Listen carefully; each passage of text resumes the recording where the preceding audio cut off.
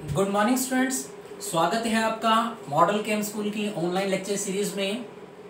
तो स्टूडेंट्स, हम कर रहे थे 16.3 के डाउट्स। तो उसके एक दो क्वेश्चन जो हैं वो जो डाउट में थे वो मैंने आपके क्लियर कर दिए थे।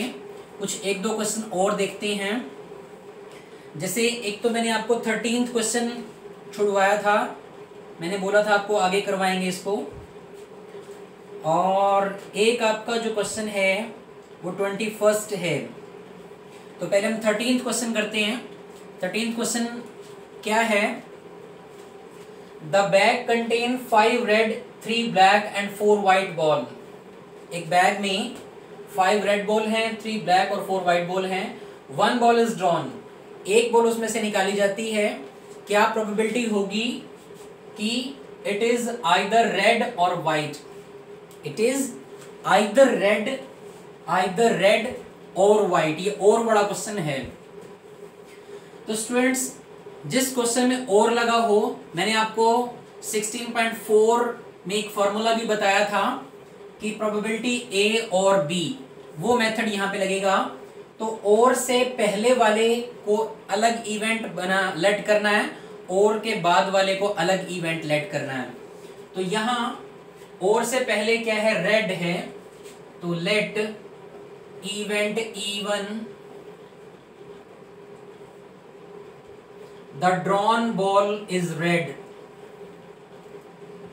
The drawn ball is red. Okay, आप इसकी चाहें तो यहीं की यहीं प्रोबेबिलिटी भी निकाल सकते हैं। Probability of E1, red ball निकालने की probability.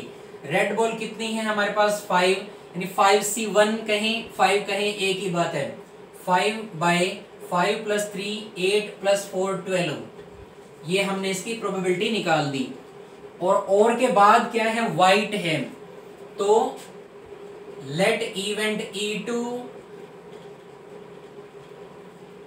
The drawn ball is white. जो निकाली गई बॉल है वो वाइट होगी। वाइट बॉल आने की प्रोबेबिलिटी, वाइट बॉल है कितनी? 4 बाई टोटल बॉल कितनी है? 12। तो 4/12। अब लिखेंगे रिक्वायर्ड प्रोबेबिलिटी।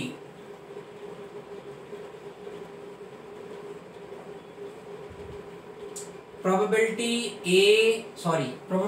E1 और E2।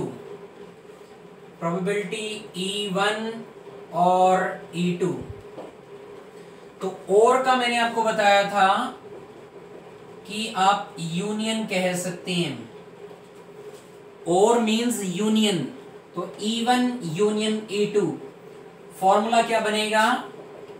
Probability E1 plus probability E2।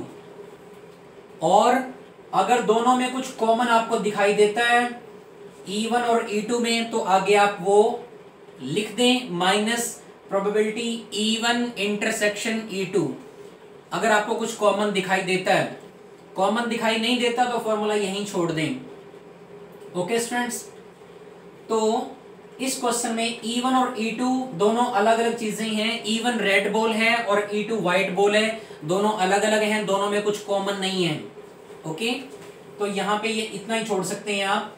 तो दोनों की वैल्यूज यहाँ पुट कर दें आप, 5/12 और 4/12, दैट इज 9/12। 3 से कैंसिल कर सकते हैं आप। तो डियर स्टूडेंट्स, ये आपका आंसर रहेगा।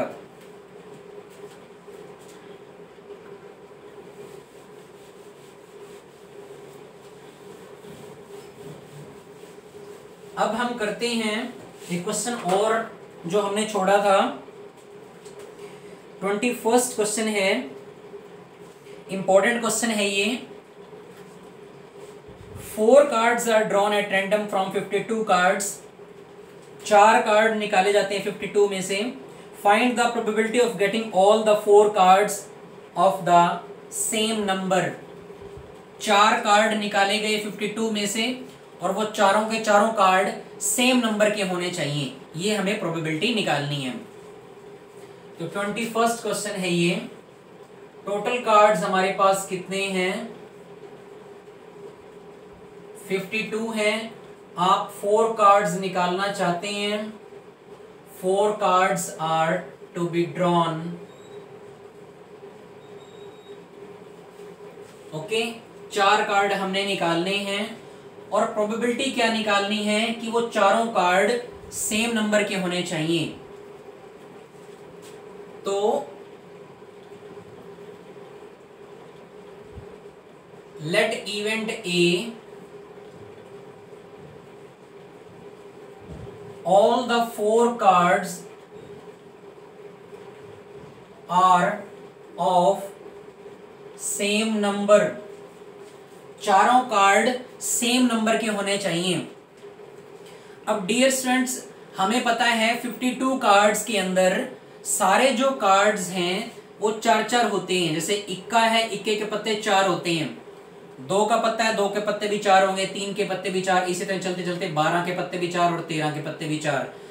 13 तक में सभी कार्ड 4-4 होंगे, तो 13 गुना 4 52 पत्ते हमारे कार्ड्स में हैं टोटल। तो इसने ये तो कहा नहीं कि 4 पत्ते इक्के के आने चाहिए या 4 पत्ते दुग्गी के आने चाहिए या 4 पत्ते जो हैं वो हमारे जैक के आने चाहिए, जैक मीन्स 11 के, या 4 पत्ते क्वीन के आने चाहिए। ऐसा तो कुछ बताया नहीं इसने। उसने ये बोला है कि चारों कार्ड जो हैं वो सेम नंबर के होने चाहिए। अब आपको ये समझना है कि चारों कार्ड अगर सेम नंबर के होने चाहिए तो वो चारों कार्ड इक्के के भी हो सकते हैं, वो चारों कार्ड 2 के भी हो सकते हैं, चारों कार्ड 3 के भी निकल सकते हैं। चलते चलते चलते इसी तरह से चारों कार्ड 11 के भी हो सकते हैं, चारों कार्ड 12 के भी हो सकते हैं और चारों कार्ड जो है वो 13 के पत्ते के भी हो सकते हैं। ओके, तो हमने क्या इवेंट मान लिया? Event A, all the 4 cards are of same number. यानी प्रोबेबिलिटी क्या हमें निकालनी है?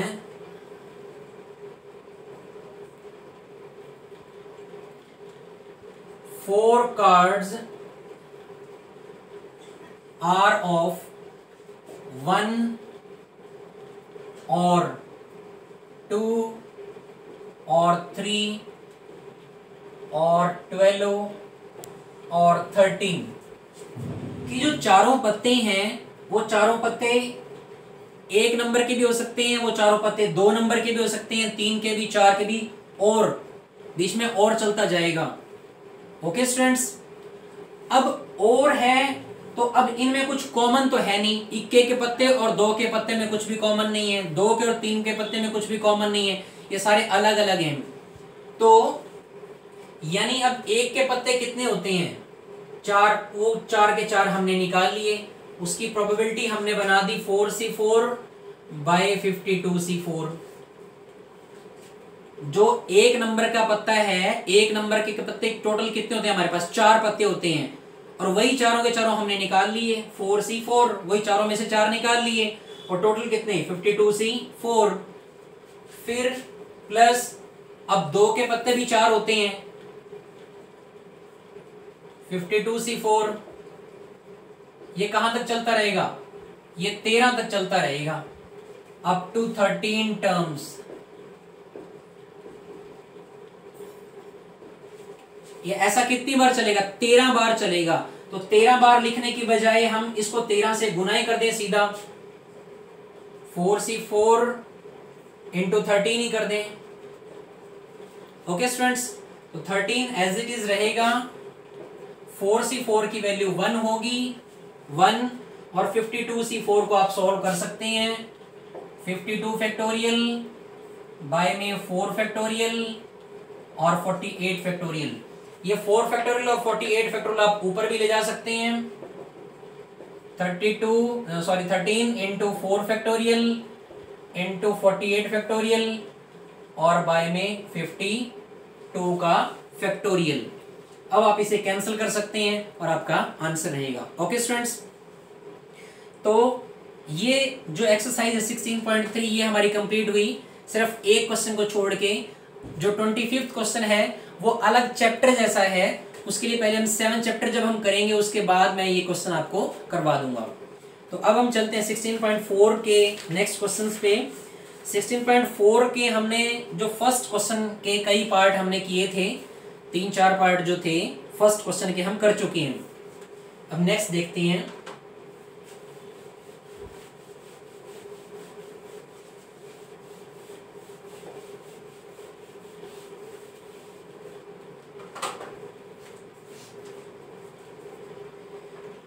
देखिए क्वेश्चन सेकंड क्या है इसका। क्वेश्चन सेकंड है A and B are two mutually exclusive events. दो इवेंट ए और बी हैं, वो म्यूचुअली एक्सक्लूसिव हैं, यानी उनके बीच में कुछ भी कॉमन नहीं है। प्रोबेबिलिटी नॉट ए गिवन है, प्रोबेबिलिटी नॉट ए, चाहे इसे यूं लिख लें चाहे इसे यूं लिख लें, नॉट ए कितना गिवन है, 0.65 गिवन है। और ए यूनियन बी कितना है, ए यूनियन बी कितना है हमारा 0.65 सेम है। और प्रोबेबिलिटी डी जो है वो स्मॉल पी है, स्मॉल पी। हमें स्मॉल पी की वैल्यू निकालनी है, स्मॉल पी। तो आप सबसे पहले तो नोट ए की जो प्रोबेबिलिटी दे रखी है तो आप ए की प्रोबेबिलिटी निकाल लें।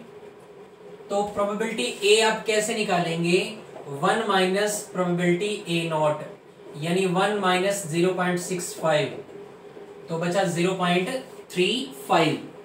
ओके, अब इसका फॉर्मूला खोल दें ए यूनियन बी का। प्रोबेबिलिटी ए यूनियन बी, इसका फॉर्मूला है probability A plus probability B minus probability A intersection B. लेकिन इंटरसेक्शन तो हमें 0 दे रखी है, फाई है दोनों की इंटरसेक्शन। उसने पहली लाइन में बोला है कि A and B are mutually exclusive events, तो वो लिखने की जरूरत नहीं है। अब इसकी वैल्यू डाल दें, इसकी वैल्यू दी है हमें 0.65, यहां से प्रोबेबिलिटी ए की वैल्यू हमने निकाल ली 0.35 और प्रोबेबिलिटी बी की वैल्यू दी है स्मॉल पी।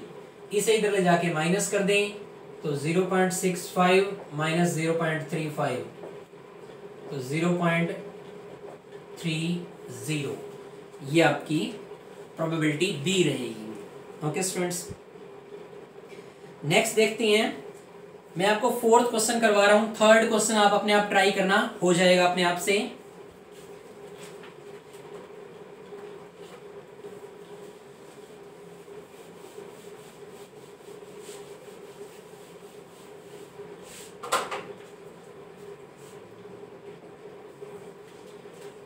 हम कर रहे हैं question number 4। A B C are 3 mutually exclusive and exhaustive events. Exhaustive भी हमने फर्स्ट एक्सरसाइज में पढ़ा था, यहां हम दोबारा पढ़ लेंगे। एबीसी 3 इवेंट हैं, वो म्यूचुअली एक्सक्लूसिव हैं, यानी उन दोनों में कुछ भी उन तीनों के अंदर कुछ भी कॉमन नहीं है एबीसी में। और एग्जॉस्टिव भी हैं। एग्जॉस्टिव का मतलब कि आप कह दें कि ए के इवेंट, बी के और सी के जो इवेंट हैं वो मिला के जो उन तीनों की प्रोबेबिलिटी बनती है वो 1 के बराबर होगी। तीनों की प्रोबेबिलिटी मिलाने पर क्या होगा, 1 बनेगा। या कहते हैं पूरा सैंपल स्पेस बन जाना चाहिए। मैंने आपको शायद फर्स्ट एक्सरसाइज में बताया था भी ए इवेंट, बी इवेंट और सी इवेंट तीनों मिलाने पर सैंपल स्पेस के बराबर आ जाना चाहिए। अगर इवेंट दे रखे हो तो सारे के सारे इवेंट हम देख लें क्या सैंपल स्पेस के बराबर बनते हैं तीनों की इवेंट मिलाने पर। और अगर हमें प्रोबेबिलिटी गिवन है तो हम ये चेक कर लें क्या तीनों की प्रोबेबिलिटी को जोड़ने पर हमारे पास 1 आता है। 1 बनना चाहिए, एग्जॉस्टिव मींस। ओके, तो यहां पे हमें क्या गिवन है, A B C are mutually exclusive, A B C are mutually exclusive and exhaustive event.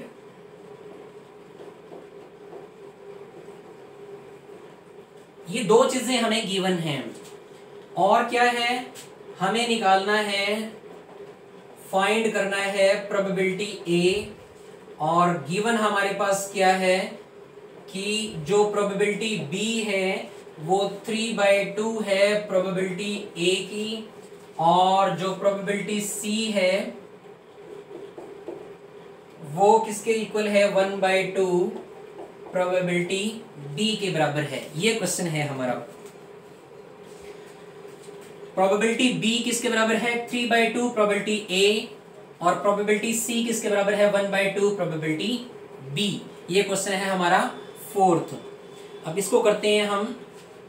देखिए, एक बात मैंने बताई थी कि अगर तीनों म्यूचुअली एक्सक्लूसिव हैं तो तीनों के अंदर कुछ भी कॉमन नहीं है, और अगर एग्जॉस्टिव भी हैं तो एग्जॉस्टिव का मतलब तीनों की प्रोबेबिलिटी ऐड करने पर किसके बराबर बनेगी, 1 के बराबर बनेगी। ये एग्जॉस्टिव का मीन्स है। तो हम क्या करें, probability A plus probability B plus probability C किसके बराबर रख दें, 1 के बराबर रख दें, क्योंकि तीनों ही एग्जॉस्टिव हैं, because they are exhaustive, because they are exhaustive events. तीनों क्या है, एग्जॉस्टिव हैं, तो तीनों की प्रोबेबिलिटी 1 के बराबर रख दी। अब हम क्या करें कि प्रोबेबिलिटी ए तो हमें निकालना है, प्रोबेबिलिटी बी की वैल्यू देखो कितनी गिवन है, प्रोबेबिलिटी बी किसके बराबर देखा है, 3/2 प्रोबेबिलिटी ए। तो प्रोबेबिलिटी बी की वैल्यू यहां से डाल देते हैं हम, 3/2 प्रोबेबिलिटी ए। प्रोबेबिलिटी सी की वैल्यू कितनी गिवन है स्टूडेंट्स, 1/2 प्रोबेबिलिटी बी। इसको भी लिखते हैं 1/2 प्रोबेबिलिटी बी इक्वल टू 1। अब ये भी प्रोबेबिलिटी ए बन गया, ये भी ए बन गया, यहां हमारे पास प्रोबेबिलिटी बी आ गया। प्रोबेबिलिटी बी की वैल्यू हमें दोबारा से डालनी पड़ेगी। यहाँ प्रोबेबिलिटी बी की वैल्यू कितनी है, 3/2 प्रोबेबिलिटी ए। यहाँ पे दोबारा से डालेंगे प्रोबेबिलिटी बी की वैल्यू, तो सारा क्वेश्चन प्रोबेबिलिटी ए में हो जाएगा, फिर हम उसे सॉल्व कर देंगे। तो प्रोबेबिलिटी बी की वैल्यू हमने डाल दी 3/2 प्रोबेबिलिटी ए।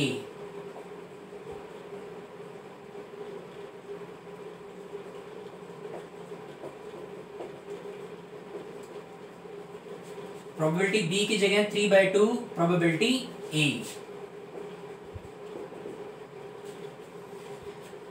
अब ये सारा हमारा कितना बना, यहां बना प्रोबेबिलिटी ए, यहां बना 3/2 प्रोबेबिलिटी ए, यहां बना 3/4 probability A equal to 1। Okay students, अब आप इसको x भी लेट कर सकते हैं, प्रोबेबिलिटी a को आप x लेट कर सकते हैं और उसकी वैल्यू निकाल सकते हैं। Let probability a equal to x, ये x बन गया, ये 3/2x हो गया, ये 3/4x हो गया। x plus 3/2x plus 3/4x equal to 1। अब आप यहां से एलसीएम ले लें और x की वैल्यू निकाल लें, वही आपका आंसर रहेगा। ओके स्टूडेंट्स, आप देखते हैं next question, question 5th।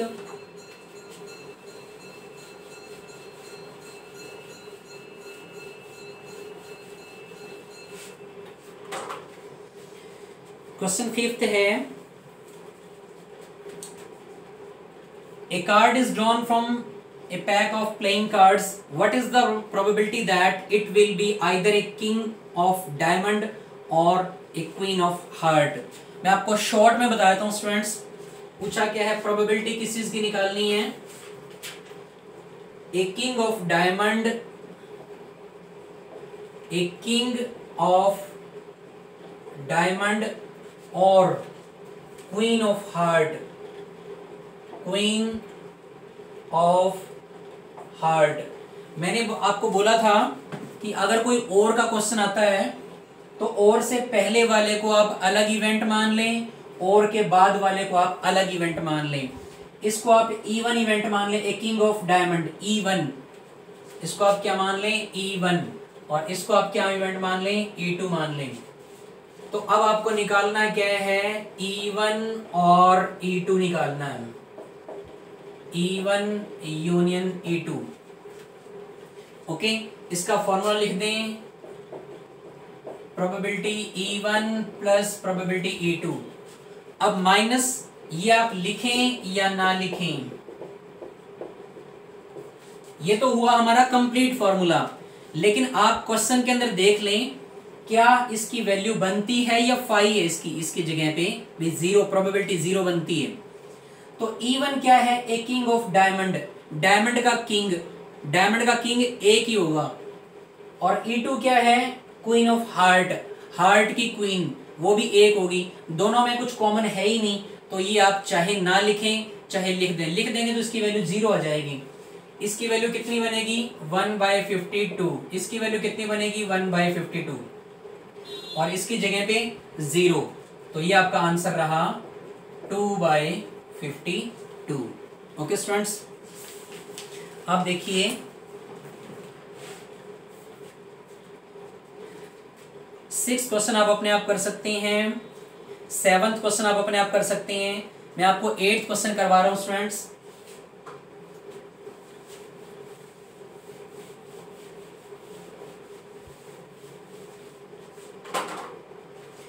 Question number 8 कर रहे हैं हम। क्वेश्चन नंबर 8 क्या है? In a single throw of 2 dice, 2 dice को थ्रो किया जाता है। What is the probability that the sum of the numbers on the 2 faces, दोनों के फेस पे जो नंबर होना चाहिए वो आइदर 9 और 11, आइदर 9 और 11। इन्होंने क्या किया? In a single throw of 2 dice, 2 dice का थ्रो किया। 2 dice are thrown once, 2 die को एक बार गिराया जाता है, तो कितने केस बनेंगे? 6 × 6 36। डियर स्टूडेंट्स, मैंने आपको एक दिन पहले भी बताया था कि या तो आप एक डाई को 2 बार गिरा दो, एक डाई को 2 बार गिराओगे तो भी 36 केस बनेंगे, या 2 डाई को इकट्ठे गिराओगे तो भी 36 केस बनेंगे।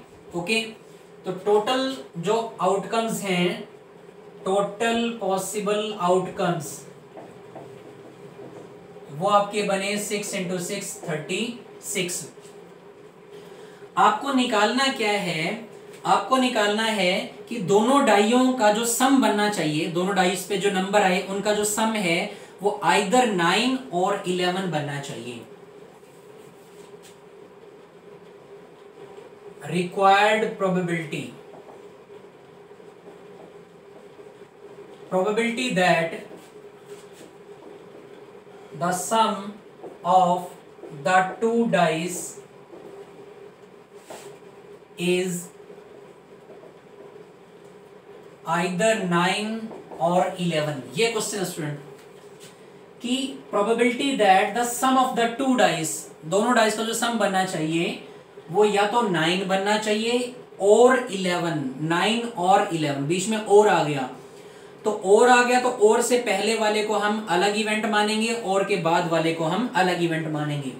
और से पहले क्या है? 9, तो एक इवेंट मान लें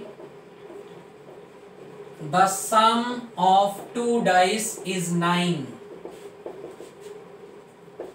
the sum of 2 dice is 9। इसके केस बना लें, इसकी प्रोबेबिलिटी निकाल दें। E1 के केस बनाएं, सबसे पहले E1 के केस बनाएं। टोटल हमें 9 बनाना है, तो 1 के साथ क्या लगाएं कि 9 बन जाए? 1 के साथ 8 लगाएंगे, लेकिन 8 डाई पे होता ही नहीं। 2 के साथ क्या लगाएंगे? 7, नहीं होता डाई पे। तो 3 से स्टार्ट होंगे हमारे केस। 3 के साथ क्या लगाएं कि 9 बन जाए? 6। 4 के साथ क्या लगाएं? 5। 5 के साथ क्या लगाएं? 4। और 6 के साथ क्या लगाएं? 3। ये तो बने हमारे 9 के केस। इसकी हम प्रोबेबिलिटी भी निकाल दें। कितने केस हैं हमारे पास? 4 हैं, और टोटल केस 36 हैं, तो 4/36। अब दूसरा इवेंट लेट करें, let event E2। E2 event क्या लेट करना है? Sum of 2 dice is 11। और के बाद वाला, और के बाद क्या है हमारे पास? 11 है, तो और से पहले वाले को अलग इवेंट, और के बाद जो 11 है उसको हमने E2 इवेंट मान लिया। दोनों डाई का सम कितना बनना चाहिए? 11। इसके केस बना दें। डियर स्टूडेंट्स, यहां सिर्फ E2 ही लिखें, यहां P मत लगाएं। P का मतलब है प्रोबेबिलिटी। प्रोबेबिलिटी का फिर फॉर्मूला डालना पड़ेगा, वो तो आपको फेवरेबल बाय टोटल। तो हम प्रोबेबिलिटी तो निकाल नहीं रहे, हम तो सिर्फ E2 लिखना चाहते हैं। E2 मतलब उसके केस बनाना चाहते हैं। यहाँ सिर्फ E1 लिखें, यहाँ P ना लगाएं। P लगाएंगे तो गलत हो जाएगा, यहाँ P लगाएंगे प्रोबेबिलिटी, तो यहाँ हमने उसकी प्रोबेबिलिटी निकाल दी। तो इसी तरह से यहाँ अकेला E2 लगाएं, P ना लिखें, तो आपके केस बनेंगे 5 और 6, 6 और 5। इसकी प्रोबेबिलिटी निकाल दें। इसकी प्रोबेबिलिटी कितनी बनी?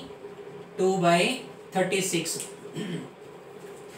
अब डियर स्टूडेंट्स बीच में लगाया और, हमें पता है और वाले फार्मूले में दोनों की इंटरसेक्शन देखनी पड़ती है कि क्या दोनों में कुछ कॉमन है, क्या E1 और E2 के अंदर कुछ कॉमन आता है। E1 का मतलब है कि सम 9 बनना चाहिए, सम 9 बनना चाहिए, और E2 का मतलब सम 11 बनना चाहिए। तो ऑब्वियस है दोनों में कुछ भी कॉमन नहीं होगा, उसका सम 9 है और इसका सम क्या है 11, दोनों में कुछ भी कॉमन नहीं है। तो आप यहाँ पे रिक्वायर्ड प्रोबेबिलिटी निकाल दें, प्रोबेबिलिटी E1 और E2।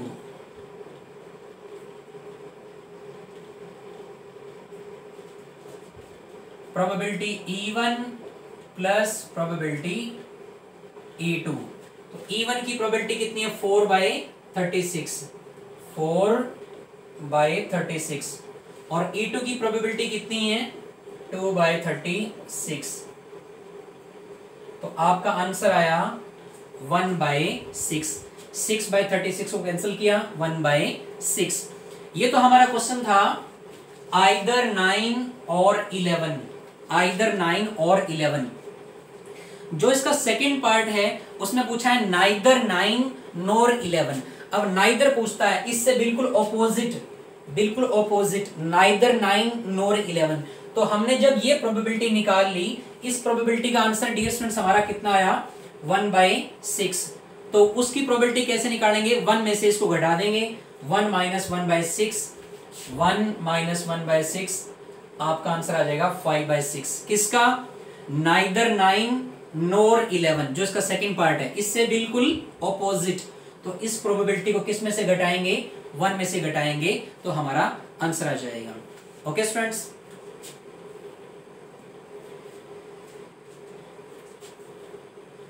ये हमने किया क्वेश्चन नंबर 8। तो यहां तक कर ले स्टूडेंट्स। आगे फिर जो 2 क्वेश्चन हैं वो ओड इन फेवर के, ओड अगेंस्ट के क्वेश्चन हैं, जैसा हमने लास्ट टाइम पढ़ा था, वो हम नेक्स्ट लेक्चर में डिस्कस कर लेंगे। ओके स्टूडेंट्स, यहां तक काम कंप्लीट कर लें। Have a nice day.